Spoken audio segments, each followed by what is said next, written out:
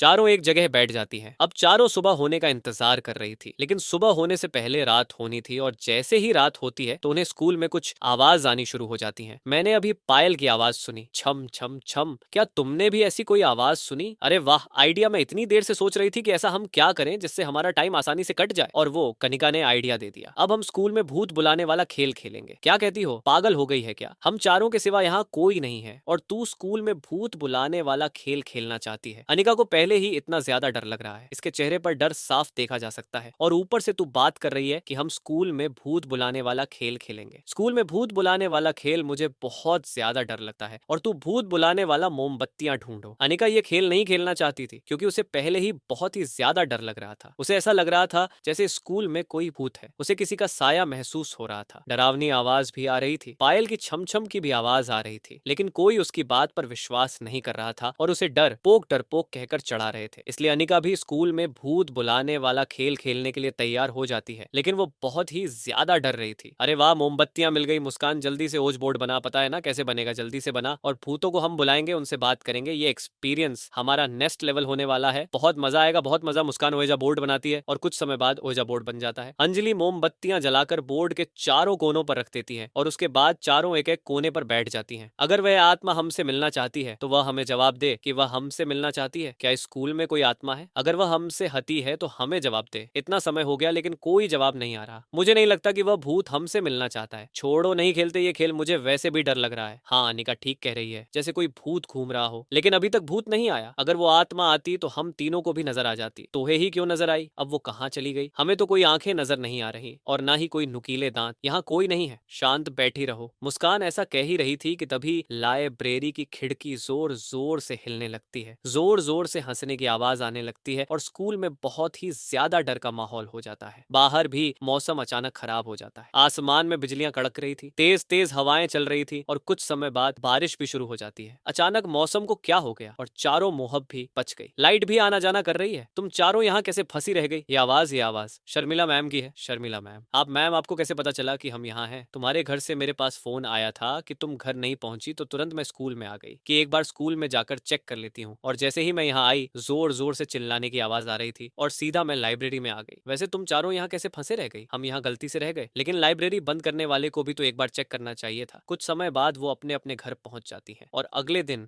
दोबारा से स्कूल आती है। हमने सुना कि तुम चारों लाइब्रेरी में फंसी रह गई थी। तुम चारों को यहाँ अकेले स्कूल में डर नहीं लगा? मैं होती मैं तो मर ही जाती, क्योंकि मुझे बहुत ही ज्यादा डर लगता है। अनिका पागल हो गया। मैम इंपॉर्टेंट क्वेश्चन करा रही है और तुम्हें श्रद्धा नाम लिखा हुआ नजर आ रहा है। जरा ध्यान से देखो। अनिका अपनी आंखें साफ करती है और दोबारा से ब्लैक बोर्ड की तरफ देखती है तो उसे क्वेश्चन लिखे हुए नजर नहीं आ रहे थे, बल्कि श्रद्धा नाम लिखा हुआ नजर आ रहा था। चारों एक दूसरे की तरफ देख रही थी क्योंकि चारों को ही एक नाम लिखा हुआ नजर आ रहा था। और उसके बाद उन्हें इस तरह से भूत को बुलाकर क्या वापस जाते हैं? इस तरह की वीडियो देखने के लिए इस चैनल को सब्सक्राइबर करें। आज के लिए इतना ही, मिलते हैं नेक्स्ट वीडियो में।